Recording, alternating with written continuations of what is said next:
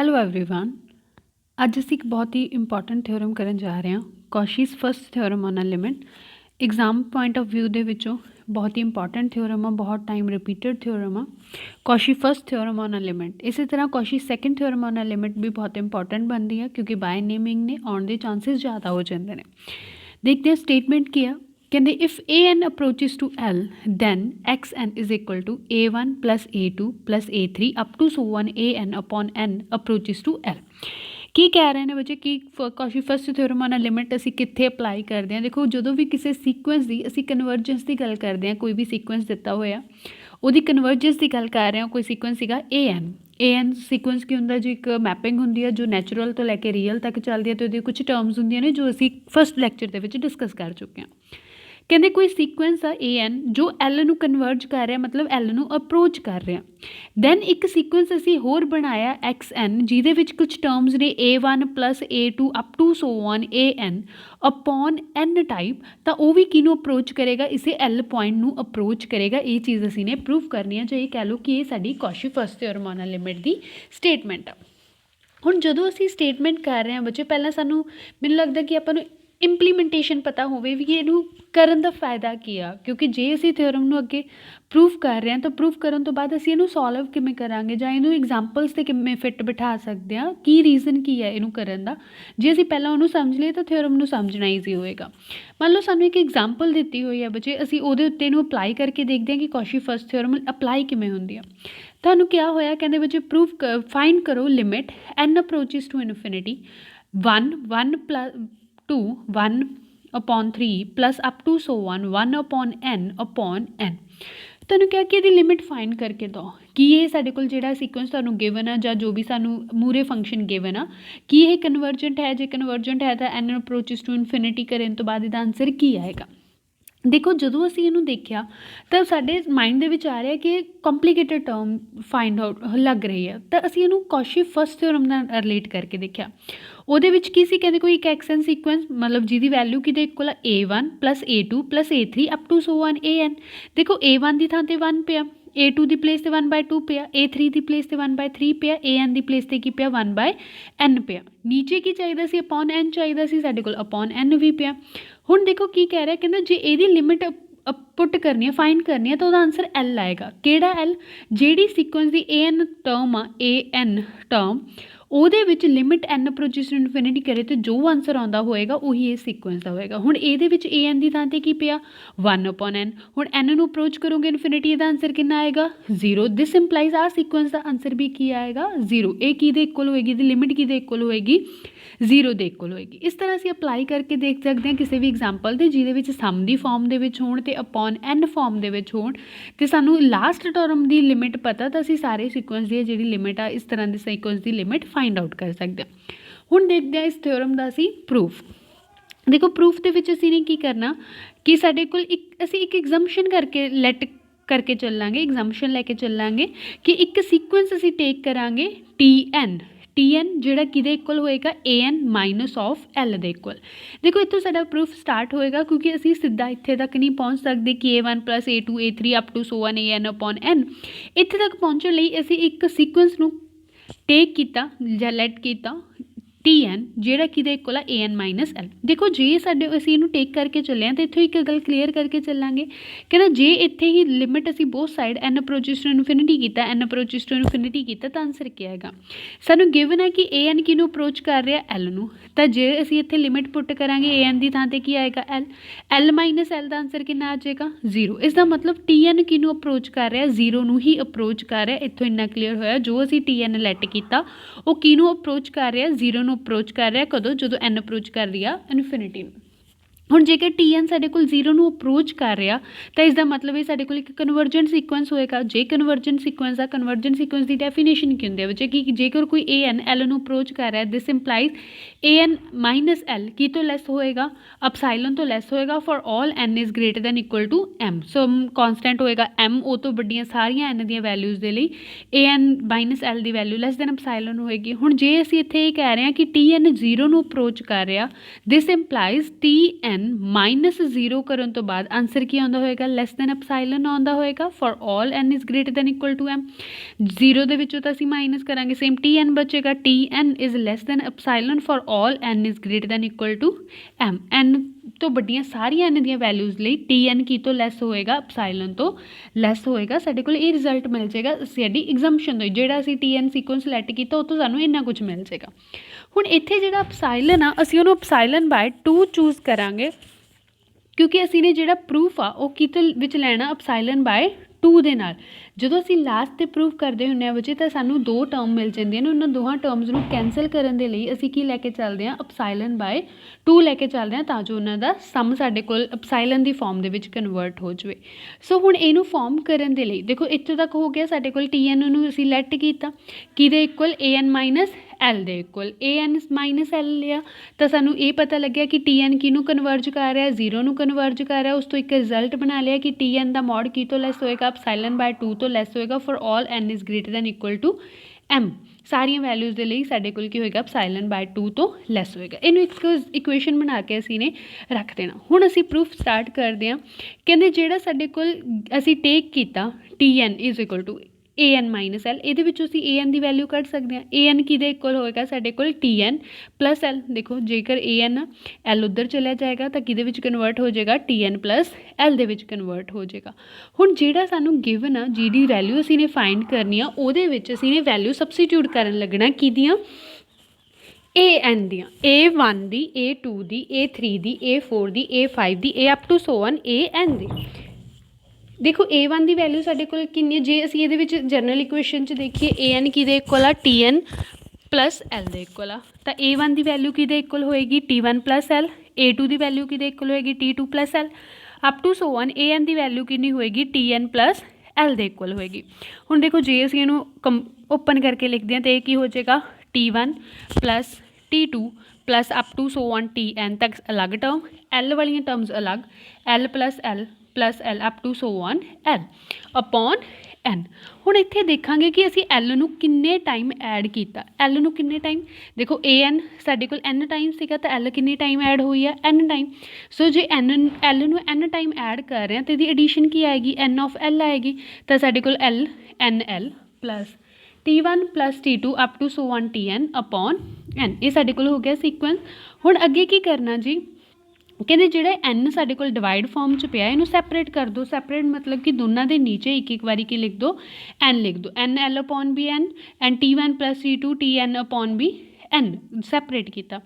ਇਸ ਦਾ ਮਤਲਬ ਸਾਡੇ ਕੋਲ ਟਰਮ ਕੀ ਹੋ ਗਿਆ xn is equal to l plus t1 t2 up to so on tn upon n। ਹੁਣ ਦੇਖੋ ਜਿਹੜਾ ਸਾਡਾ ਪ੍ਰੂਫ ਆ ਜੇ ਅਸੀਂ ਪ੍ਰੂਫ ਦੇ ਵਿੱਚ ਕੀ ਪ੍ਰੂਫ ਕੀ ਹੈ ਸਾਡਾ ਮਤਲਬ ਕਰਾਉਣਾ ਕੀ ਆ ਅਸੀਂ ਕਹਿੰਦੇ ਜਿਹੜਾ xn ਨਾ ਜੋ ਅਸੀਂ ਆ ਸੀਕੁਐਂਸ ਲਿਆ a1 plus a2 up to so on an upon n ਇਹ l ਨੂੰ ਅਪਰੋਚ ਕਰ ਰਿਹਾ। l ਨੂੰ ਅਪਰੋਚ ਕਰਨ ਦਾ ਮੀਨਿੰਗ ਕੀ ਹੈ ਜੇ ਦੋਨੋਂ ਸਾਈਡ 'ਤੇ ਲਿਮਿਟ ਲਾਉਂਗੇ ਲਿਮਿਟ ਲੈਣ ਤੋਂ ਬਾਅਦ n ਅਪਰੋਚਿਸ ਟੂ ਇਨਫਿਨਿਟੀ ਇਹਦਾ ਆਂਸਰ l ਆਉਣਾ ਚਾਹੀਦਾ। ਦੇਖੋ ਜੇ ਆਪਣੇ ਕੋਲ ਜਿਹੜੀ ਅਸੀਂ ਇਕੁਏਸ਼ਨ ਆ ਇਹਨੂੰ ਅਸੀਂ ਧਿਆਨ ਨਾਲ ਦੇਖੀਏ ਤਾਂ ਇੱਕ ਸਾਈਡ 'ਤੇ ਸਾਡੇ ਕੋਲ xn ਆ ਇਕੁਅਲ ਟੂ ਕਿਹਦੇ ਆ ਗਿਆ l ਪਲਸ ਦਿਸ ਵਨ। ਜੇ ਅਸੀਂ ਇਹਦੀ ਲਿਮਿਟ ਲਈਏ ਤਾਂ ਲਿਮਿਟ ਵਿੱਚ ਕੌਨਸਟੈਂਟ 'ਤੇ ਤਾਂ ਲਿਮਿਟ ਅਪਲਾਈ ਨਹੀਂ ਹੋਣੀ ਕਿਉਂਕਿ ਇਹਦੇ ਵਿੱਚ n ਹੈ ਹੀ ਨਹੀਂ। ਸਿਰਫ ਸੀਕੁਐਂਸ ਇੱਧਰਲੀ 'ਤੇ ਅਪਲਾਈ ਹੋਏਗੀ ਅਤੇ ਇੱਧਰ xn 'ਤੇ ਅਪਲਾਈ ਹੋਏਗੀ। ਕਹਿੰਦਾ xn ਦੀ ਵੈਲਿਊ ਇਸ l ਦੇ ਇਕੁਅਲ ਆ ਜਾਏਗੀ ਜੇ ਆਹ ਸਾਰਾ ਪਾਰਟ ਜੋ t1 plus t2 up to so tn ਤੇ ਅਪੋਨ n ਪਿਆ ਇਹ 0 ਆ ਜਾਵੇ। ਇਸ ਦਾ ਮਤਲਬ ਸਾਡਾ ਮੇਨ ਮੋਟਿਵ ਹੁਣ ਮੇਨ ਫੋਕਸ ਕੀ ਆ ਜਿਹੜਾ ਪਾਰਟ ਆ t1 ਵਾਲਾ ਇਹਨੂੰ ਅਸੀਂ ਨੇ ਕੀ ਅਪਰੋਚ ਨੂੰ ਕਿੱਥੇ ਅਪਰੋਚ ਕਰਾਉਣਾ 0 ਨੂੰ ਅਪਰੋਚ ਕਰਾਉਣਾ ਜੇ ਕਹਿ ਲਓ ਇਕੁਅਲ ਟੂ 0 ਪ੍ਰੂਵ ਕਰਾਉਣਾ। ਹੁਣ ਦੇਖੋ ਇੱਥੋਂ ਹੀ ਇੱਕ ਅਸੀਂ ਜੇ ਇਹ ਪ੍ਰੂਫ ਕਰਾਉਣਾ ਚਾਹੁੰਦੇ ਹਾਂ ਕਿ ਇਹ 0 ਨੂੰ ਅਪਰੋਚ ਕਰੇ 0 ਨੂੰ ਕਦੋਂ ਅਪਰੋਚ ਕਰਦਾ ਹੁੰਦਾ ਬੱਚੇ ਫਿਰ ਅਗੇਨ ਕਨਵਰਜਨ ਦੀ ਡੈਫੀਨੇਸ਼ਨ ਕਹਿੰਦਾ ਕੋਈ ਸੀਕੁਐਂਸ ਜੇ an 0 ਨੂੰ ਅਪਰੋਚ ਕਰ ਰਿਹਾ this implies an minus epsilon less than ਕੀ an ਮਾਈਨਸ 0 ਕੀ ਤੋਂ ਲੈਸ ਹੋਏਗਾ ਅਪਸਾਈਲਨ ਤੋਂ ਲੈਸ ਹੋਏਗਾ for all n is greater than equal to m। So ਇਹੀ ਕੰਡੀਸ਼ਨ ਅਸੀਂ ਉਰੇ ਪ੍ਰੂਵ ਕਰਾਉਣਾ ਚਾਹੁੰਦੇ ਹਾਂ ਕਿ ਜਿਹੜੇ ਸੀਕੁਐਂਸ ਆ t1 plus t2 up to so on t of n upon n minus 0 ਕਰਨ ਤੋਂ ਬਾਅਦ ਲੈਸ ਦੈਨ ਕੀ ਆ ਜਾਵੇ ਅਪਸਾਈਲਨ ਦੇ। ਜੇ ਇਹ ਕੰਡੀਸ਼ਨ ਹੋਲਡ ਹੁੰਦੀ ਹੈ ਤਾਂ ਆਹ ਵਾਲਾ ਸੀਕੁਐਂਸ ਕੀ ਸਾਰਾ ਕਿਹਨੂੰ ਅਪਰੋਚ ਕਰ ਜਾਏਗਾ 0 ਨੂੰ ਅਪਰੋਚ ਕਰ ਜਾਏਗਾ। ਹੁਣ ਸੋ ਸਾਡਾ ਟਾਰਗੇਟ ਕੀ ਆ ਕਹਿੰਦੇ ਜਿਹੜਾ ਇਹਦਾ ਮੋਡ ਆ ਉਸ ਨੂੰ ਅਸੀਂ ਕੀ ਤੋਂ ਲੈਸ ਪ੍ਰੂਵ ਕਰਾਉਣਾ ਅਪਸਾਈਲਨ ਤੋਂ ਲੈਸ ਪ੍ਰੂਵ ਕਰਾਉਣਾ।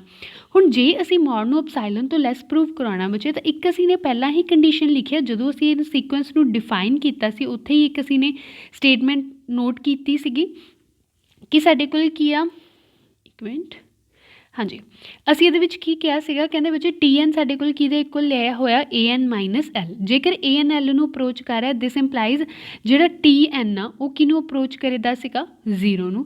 ਦਿਸ implies TN minus 0 less than ਕੀ ਆ ਗਿਆ ਸੀ, ਅਪਸਾਈਲਨ ਤੋਂ, for all n is greater than equal to m।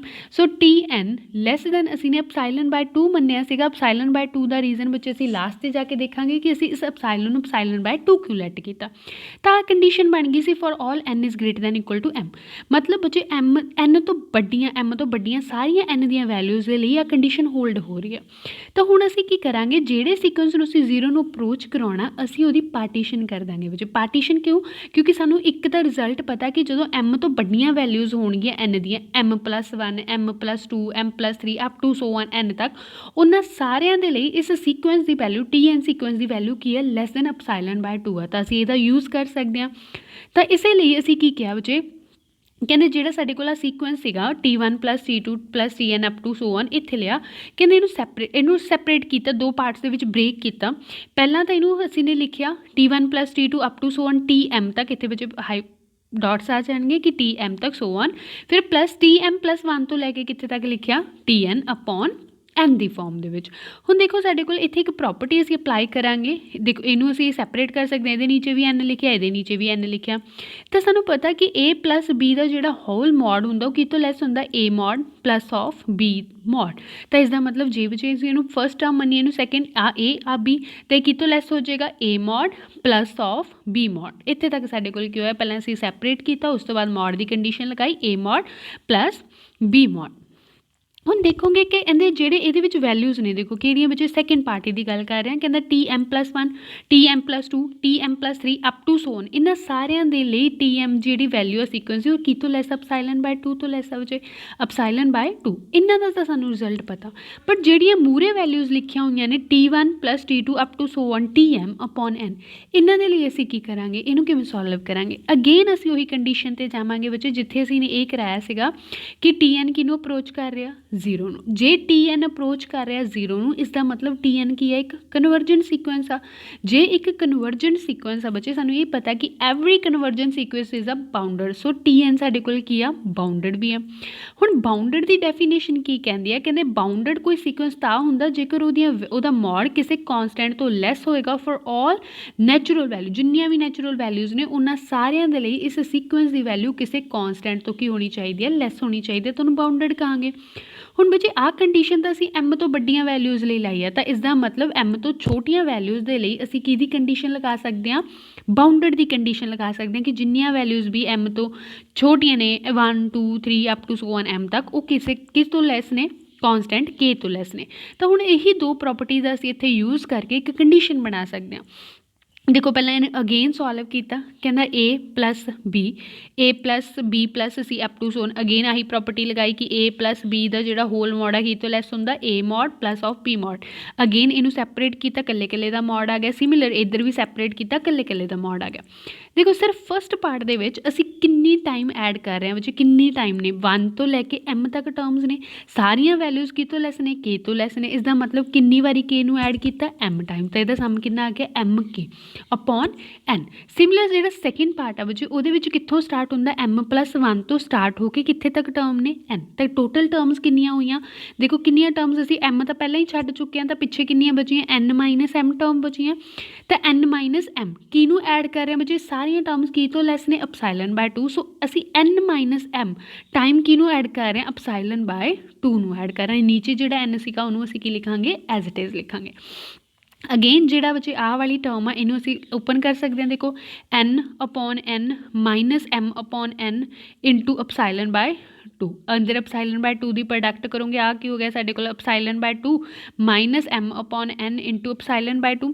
ਦੇਖੋ ਬੱਚੇ ਅਪਸਾਈਲਨ ਬਾਈ 2 ਦੇ ਵਿੱਚੋਂ ਕੁਛ ਟਰਮ ਆ ਜਿਹੜੀ ਉਹ ਮਾਈਨਸ ਹੋ ਰਹੀ ਹੈ। ਇਸ ਦਾ ਮਤਲਬ ਆਹ ਜਿਹੜੀ ਟਰਮ ਅਸੀਂ ਲਿਖ ਰਹੇ ਹਾਂ ਇਹ ਵੀ ਲੈਸ ਦੈਨ ਅਪਸਾਈਲਨ ਬਾਈ 2 ਹੋਏਗੀ, ਮੂਰੇ ਵੀ ਲੈਸ ਦੈਨ ਦਾ ਸਿੰਬਲ ਚੱਲ ਰਿਹਾ। ਤਾਂ ਅਸੀਂ ਇਸ ਟਰਮ ਨੂੰ ਕਿਹਦੇ ਨਾਲ ਰਿਪਲੇਸ ਕਰ ਸਕਦੇ ਹਾਂ, ਅਪਸਾਈਲਨ ਬਾਈ 2 ਦੇ ਨਾਲ। ਤਾਂ ਅਗਲੇ ਸਟੈਪ 'ਚ ਅਸੀਂ ਦੇਖਾਂਗੇ ਕਿਹਦੇ ਨਾਲ ਰਿਪਲੇਸ ਕੀਤਾ ਹੋਇਆ, ਅਪਸਾਈਲਨ ਬਾਈ 2 ਦੇ ਨਾਲ ਉਹਨੂੰ ਰਿਪਲੇਸ ਕੀਤਾ ਹੋਇਆ। ਤਾਂ ਜਿਹੜਾ ਸਾਡੇ ਕੋਲ ਟਰਮ ਸੀ ਬੱਚੇ ਅਸੀਂ ਉਹ ਲੈ ਕੇ ਚੱਲੇ ਸੀਗੇ, ਤਾਂ ਕੁਛ ਉਹਦਾ ਰਿਜ਼ਲਟ ਇਸ ਤਰ੍ਹਾਂ ਦਾ ਬਣ ਗਿਆ ਕਿ T1 + T2 up to so on Tn upon n ਕੀ ਤੋਂ ਲੈਸ ਆ, mk upon n plus epsilon by 2 ਤੋਂ ਕੀ ਆ, ਲੈਸ ਆ। ਹੁਣ ਦੇਖੋ ਸਾਨੂੰ ਰਿਜ਼ਲਟ ਤਾਂ ਐਪਸਾਈਲਨ ਤੱਕ ਦਾ ਚਾਹੀਦਾ ਸੀ, ਇੱਥੇ ਅਜੇ MK/N ਪਿਆ। ਐਪਸਾਈਲਨ ਬਾਈ 2 ਤਾਂ ਠੀਕ ਆ, ਹੁਣ ਜੇ ਅਸੀਂ ਇਹਨੂੰ ਵੀ ਐਪਸਾਈਲਨ ਬਾਈ 2 ਬਣਾ ਲਈਏ ਤਾਂ ਐਪਸਾਈਲਨ ਬਾਈ 2 ਪਲੱਸ ਐਪਸਾਈਲਨ ਬਾਈ 2 ਕਿੰਨਾ ਹੋ ਜਾਏਗਾ, ਐਪਸਾਈਲਨ ਹੋ ਜਾਏਗਾ, ਤਾਂ ਥਿਓਰਮ ਆ ਜਿਹੜੀ ਉਹ ਪ੍ਰੂਫ ਹੋ ਜਾਏਗੀ। ਤਾਂ ਹੁਣ ਅਗੇਨ ਅਸੀਂ ਇਸ ਪੁਆਇੰਟ 'ਤੇ ਆਵਾਂਗੇ, ਕਹਿੰਦੇ ਜਿਹੜਾ ਸਾਡੇ ਕੋਲ ਸਮ ਆਇਆ MK/N, ਹੁਣ ਇਹਦੇ ਉੱਤੇ ਕਿਵੇਂ ਗੱਲ ਕਰਨੀ ਆ। ਦੇਖੋ ਅਗੇਨ ਜੇ ਅਸੀਂ ਇਹਦੇ ਵਿੱਚ n ਨੂੰ ਅਪਰੋਚ ਕਰਾਂਗੇ ਇਨਫਿਨਿਟੀ ਨੂੰ, ਬੱਚੇ ਦਾ ਆਨਸਰ ਕਿੰਨਾ ਆ ਜਾਏਗਾ 0। ਇਸ ਦਾ ਮਤਲਬ ਆਹ ਸੀਕੁਐਂਸ ਵੀ ਕਿਹਨੂੰ ਅਪਰੋਚ ਕਰ ਰਿਹਾ 0 ਨੂੰ। ਜੇ 0 ਨੂੰ ਅਪਰੋਚ ਕਰ ਰਿਹਾ ਤਾਂ ਡੈਫੀਨੇਸ਼ਨ ਕੀ ਕਹਿੰਦੀ ਹੈ ਕਿ MK/N ਮਾਈਨਸ 0 ਕਰਨ ਤੋਂ ਲੈਸ ਕੀ ਆਏਗਾ, ਲੈਸ ਦੈਨ ਐਪਸਾਈਲਨ ਆਏਗਾ for all n is greater than equal to some constant ਹੀ ਚਾਹੀਦਾ ਸੀ ਬੱਚੇ, ਉਹ ਕੌਨਸਟੈਂਟ ਅਸੀਂ ਕੀ ਲੈ ਲਿਆ P। ਕਨਵਰਜੈਂਟ ਦੀ ਡੈਫੀਨੇਸ਼ਨ ਲਾਈ ਕਿਉਂਕਿ n ਅਪਰੋਚ ਕਰਨ ਨੂੰ ਇਨਫਿਨਿਟੀ ਤੇ ਇਸ ਕਿਹਨੂੰ ਕਰ ਰਿਹਾ ਅਪਰੋਚ 0 ਨੂੰ, ਕਨਵਰਜੈਂਟ ਹੋ ਗਿਆ। ਜੇ ਕਨਵਰਜੈਂਟ ਆ ਤਾਂ ਉਹਦੀ ਡੈਫੀਨੇਸ਼ਨ ਕੀ ਕਹਿੰਦੀ ਹੈ ਮਾਈਨਸ 0 ਲੈਸ ਦੈਨ ਕੀ ਹੋਏਗਾ ਐਪਸਾਈਲਨ ਹੋਏਗਾ। ਕਦੋਂ, ਜਦੋਂ n ਦੀਆਂ ਵੈਲਿਊਜ਼ ਕਿਸੇ ਪਰਟੀਕੂਲਰ ਕੌਨਸਟੈਂਟ ਤੋਂ ਕੀ ਹੋਣਗੀਆਂ ਵੱਡੀਆਂ, ਤੇ ਉਸ ਕੌਨਸਟੈਂਟ ਅਸੀਂ ਨੇ ਕੀ ਲੈ ਲਿਆ m। ਦੇਖੋ ਹੁਣ ਇੱਥੇ ਇੱਕ ਗੱਲ ਸਮਝਣ ਵਾਲੀ ਹੈ ਕਿ ਜਿਹੜਾ ਅਸੀਂ n ਆਹ ਕੰਡੀਸ਼ਨ ਦਾ ਪ੍ਰੂਵ ਕਰਾਈ ਹੈ P ਦੇ ਲਈ, ਆਹ ਕਿਹਦੇ ਲਈ ਕੀ ਰਹੀ ਹੋਈ ਹੈ M ਦੇ ਲਈ, ਪਰ ਦੋਹਾਂ ਨੂੰ ਕੰਬਾਈਨ ਕਿਵੇਂ ਕਰੀਏ। ਦੇਖੋ ਕੀ ਕਹਿ ਰਿਹਾ, ਕਹਿੰਦਾ ਮੰਨ ਲਓ ਕੁਛ ਸਾਡੇ ਕੋਲ ਟਰਮਸ ਨੇ, ਇੱਥੇ ਪਿਆ ਸਾਡੇ ਕੋਲ M, ਇੱਥੇ ਪਿਆ ਸਾਡੇ ਕੋਲ P, ਆਹ ਪੁਆਇੰਟ। ਕਹਿੰਦਾ ਆਹ ਟਰਮ ਜਿਹੜੀ ਇਹੀ ਟਰਮ ਅਸੀਂ ਗੱਲ ਕਰ ਰਹੇ ਹਾਂ, ਕਹਿੰਦਾ ਇਹ ਲੈਸ ਦੈਨ ਐਪਸਾਈਲਨ ਬਾਈ 2 ਆ ਜਦੋਂ M ਤੋਂ ਵੱਡੀਆਂ ਵੈਲਿਊਜ਼ ਨੇ, ਆਹ ਵਾਲੀਆਂ ਵੈਲਿਊਜ਼। ਸੈਕਿੰਡ ਕੰਡੀਸ਼ਨ ਕੀ ਕਹਿ ਰਿਹਾ, ਕਹਿੰਦੇ ਇਹੀ ਕੰਡੀਸ਼ਨ ਲੈਸ ਦੈਨ ਐਪਸਾਈਲਨ ਬਾਈ 2 ਆ ਜਦੋਂ ਵੈਲਿਊਜ਼ ਕੀ ਨੇ P ਤੋਂ ਵੱਡੀਆਂ ਨੇ, ਤਾਂ ਸਾਡੇ ਕੋਲ ਆਹ ਵੈਲਿਊਜ਼ ਹੋ ਗਈਆਂ। ਹੁਣ ਅਸੀਂ ਜੇ ਇਹਨਾਂ ਨੂੰ ਕੰਬਾਈਨ ਕਰਨਾ ਚਾਹੁੰਦੇ ਹਾਂ ਤਾਂ ਬੱਚੇ ਇਹਦਾ ਕਾਮਨ ਪਾਰਟ ਲੈ ਲੈਣਾ। ਕਾਮਨ ਪਾਰਟ ਮਤਲਬ ਇੱਧਰ ਵਾਲਾ ਪੋਰਸ਼ਨ, ਆਹ ਵਾਲਾ ਪੋਰਸ਼ਨ। ਇਹ ਪੋਰਸ਼ਨ ਕਿਵੇਂ ਆਏਗਾ, ਜੋ ਵੀ ਇਹਨਾਂ ਦੇ ਵਿੱਚੋਂ ਸਾਡੇ ਕੋਲ ਵੈਲਿਊ ਹੋਏਗੀ ਮੈਕਸਿਮਮ, ਜਿਹੜੀ ਵੀ ਅਸੀਂ ਮੈਕਸਿਮਮ ਵੈਲਿਊ ਲੈ ਕੇ ਚੱਲਾਂਗੇ, ਜਿਵੇਂ ਹੁਣ ਇੱਥੇ ਸਾਡੇ ਕੋਲ 2 ਹੋਏਗਾ ਬੱਚੇ, ਆ 4 ਹੋਏਗਾ, ਤਾਂ ਹੀ ਇਹਨਾਂ ਦੋਹਾਂ 'ਚੋਂ ਜਿਹੜੀ ਵੀ ਮੈਕਸਿਮਮ ਵੈਲਿਊ ਹੋਏਗੀ ਉਹਨੂੰ ਅਸੀਂ ਪਿਕ ਕਰ ਲਾਂਗੇ, ਉਹਨਾਂ ਦੇ ਲਈ ਸਾਡੇ ਕੋਲ ਰਿਜ਼ਲਟ ਕੀ ਹੋ ਜਾਏਗਾ ਟਰੂ ਹੋ ਜਾਏਗਾ। ਤਾਂ ਅਸੀਂ ਕੀ ਕਹਾਂਗੇ, ਕਹਿੰਦੇ ਇੱਕ ਕਾਂਸਟੈਂਟ ਕਿਊ ਲੈ ਲਿਆ ਜੋ ਇਹਨਾਂ ਦੋਹਾਂ 'ਚੋਂ ਮੈਕਸਿਮਮ ਹੋਏਗਾ, ਮਤਲਬ ਜੋ M ਅਤੇ P ਦੇ ਵਿੱਚੋਂ ਮੈਕਸਿਮਮ ਆ ਉਹਨੂੰ ਅਸੀਂ ਕੀ ਮੰਨ ਲਿਆ ਕਿਊ। ਤਾਂ ਉਹ ਕਿਊ ਦੇ ਲਈ ਇਹ ਦੋਨੋਂ ਹੀ ਕੰਡੀਸ਼ਨਸ ਕੀ ਕਰਨਗੀਆਂ ਹੋਲਡ ਕਰਨਗੀਆਂ, ਮਤਲਬ ਆ ਕੀ ਤੋਂ ਲੈਸ ਹੋਏਗਾ ਐਪਸਾਈਲਨ ਬਾਈ 2 ਤੋਂ, ਤੇ ਦੂਸਰਾ ਵੀ ਕੀ ਲੈਸ ਹੋਏਗਾ ਐਪਸਾਈਲਨ ਬਾਈ 2 ਤੋਂ ਲੈਸ ਹੋਏਗਾ। ਤਾਂ ਹੁਣ ਅਸੀਂ ਇਹਨੂੰ ਵੀ ਰਿਪਲੇਸ ਕਰ ਸਕਦੇ ਹਾਂ ਐਪਸਾਈਲਨ ਬਾਈ 2 ਦੇ ਵਿੱਚ, ਤੇ ਦੂਸਰਾ ਵੀ ਕੀ ਹੈ ਐਪਸਾਈਲਨ ਬਾਈ 2। ਐਪਸਾਈਲਨ ਬਾਈ 2 ਪਲੱਸ ਐਪਸਾਈਲਨ ਬਾਈ 2 ਆਨਸਰ ਕਿੰਨਾ ਆ ਗਿਆ ਐਪਸਾਈਲਨ। ਦਿਸ ਇੰਪਲਾਈਜ਼ ਅ ਸੀਕੁਐਂਸ ਸੀਗਾ ਜਿਹੜਾ ਉਹ ਲੈਸ ਦੈਨ ਐਪਸਾਈਲਨ ਹੋ ਗਿਆ ਬੱਚੇ। ਜੇ ਲੈਸ ਦੈਨ ਐਪਸਾਈਲਨ ਹੋ ਗਿਆ ਤੇ ਕਿਹਨੂੰ ਕਨਵਰਜ ਕਰ ਰਿਹਾ, ਕਿਹਨੂੰ ਅਪਰੋਚ ਕਰ ਰਿਹਾ 0 ਨੂੰ ਅਪਰੋਚ ਕਰ ਰਿਹਾ। ਤਾਂ ਸਾਡੇ ਕੋਲ ਜਿਹੜਾ ਫਸਟ ਪਾਰਟ ਸੀ ਜਿੱਥੋਂ ਅਸੀਂ ਥਿਓਰਮ ਨੂੰ ਪ੍ਰੂਫ ਕਰਨਾ ਸਟਾਰਟ ਕੀਤਾ ਸੀ, ਉਹਦੇ ਵਿੱਚ ਵੀ ਸਾਨੂੰ ਇਹੀ ਪ੍ਰੂਫ ਕਰਨਾ ਸੀਗਾ ਕਿ ਜਿਹੜਾ ਸਾਡਾ ਫਸਟ ਪਾਰਟ T1 ਵਾਲਾ ਪਾਰਟ ਆ ਉਹ 0 ਨੂੰ ਅਪਰੋਚ ਕਰ ਜਾਵੇ। ਜੀ 0 ਨੂੰ ਹੋ ਗਿਆ ਤਾਂ ਪਿੱਛੇ ਕੀ ਬਚਿਆ, XN ਨੂੰ ਕਿਹਨੂੰ ਅਪਰੋਚ ਕਰੇਗਾ L ਨੂੰ ਅਪਰੋਚ ਕਰੇਗਾ। ਤਾਂ ਸਾਡਾ ਜਿਹੜਾ ਥਿਓਰਮ ਦਾ ਉਹ ਪ੍ਰੂਫ ਕੰਪਲੀਟ ਹੁੰਦਾ ਕਿ XN ਆ ਜਿਹੜਾ T1 plus A plus up to so on AN/N ਕਿਹਨੂੰ ਅਪਰੋਚ ਕਰ ਰਿਹਾ L ਨੂੰ, ਕਦੋਂ, ਜਦੋਂ AN ਵੀ ਕਿਹਨੂੰ ਅਪਰੋਚ ਕਰ ਰਿਹਾ ਸੀ L ਨੂੰ। ਬਟ ਕੀ ਇਹਦਾ ਕਨਵਰਸ ਟਰੂ ਹੋਏਗਾ, ਕਨਵਰਸ ਮੀਨ ਟੂ ਸੇ ਕਿ ਜੇਕਰ ਆਹ ਵਾਲੀ ਟਰਮ ਸਾਨੂੰ L ਨੂੰ ਅਪਰੋਚ ਕਰ ਰਹੀ ਹੈ ਤਾਂ ਕੀ ਅਸੀਂ ਕਹਿ ਸਕਦੇ ਹਾਂ AN ਵੀ L ਨੂੰ ਅਪਰੋਚ ਕਰੇਗਾ।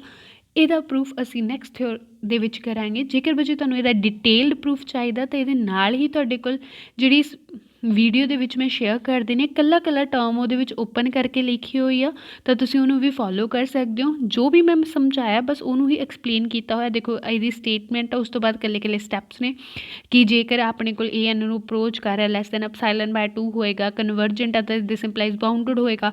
ਫਿਰ ਜਿਹੜੀਆਂ ਇਹਦੀਆਂ ਟਰਮਸ ਅਸੀਂ ਸੈਪਰੇਟ ਕੀਤੀਆਂ ਨੇ ਉਹ ਸੈਪਰੇਟ ਕਰਨ ਤੋਂ ਬਾਅਦ ਅਸੀਂ ਕਿਵੇਂ ਓਪਨ ਕੀਤੀਆਂ ਨੇ ਉਹਨੂੰ ਵੀ ਅਸੀਂ ਸਟੈਪ ਬਾਏ ਸਟੈਪ ਮੈਂ ਇਸ ਵੀਡੀਓ ਦੇ ਵਿੱਚ ਦੇ ਵਿੱਚ ਲਿਖਿਆ ਹੋਇਆ। ਜੇ ਤੁਸੀਂ ਚਾਹੋ ਤਾਂ ਇਹਨੂੰ ਵੀ ਫੋਲੋ ਕਰ ਸਕਦੇ ਹੋ, ਡਿਟੇਲ ਦੇ ਵਿੱਚ ਹੋਏਗਾ। ਜੇ ਤੁਹਾਨੂੰ ਇਸ ਬੁੱਕ ਦੇ ਵਿੱਚੋਂ ਥਿਓਰਮ ਸਮਝ ਆ ਰਹੀ ਹੈ ਬੱਚੇ, ਉਹਨਾਂ ਦੇ ਸਟੈਪ ਸਮਝ ਆ ਰਹੇ ਨੇ ਤਾਂ ਵੈਲ ਐਂਡ ਗੁੱਡ, ਅਦਰਵਾਈਜ਼ ਤੁਸੀਂ ਇਸ ਵੀਡੀਓ ਦੇ ਵਿੱਚ ਆਹ ਵਾਲੇ ਇਹਨਾਂ ਨੂੰ ਵੀ ਕਾਪੀ ਕਰ ਸਕਦੇ ਹੋ। Thank you for watching.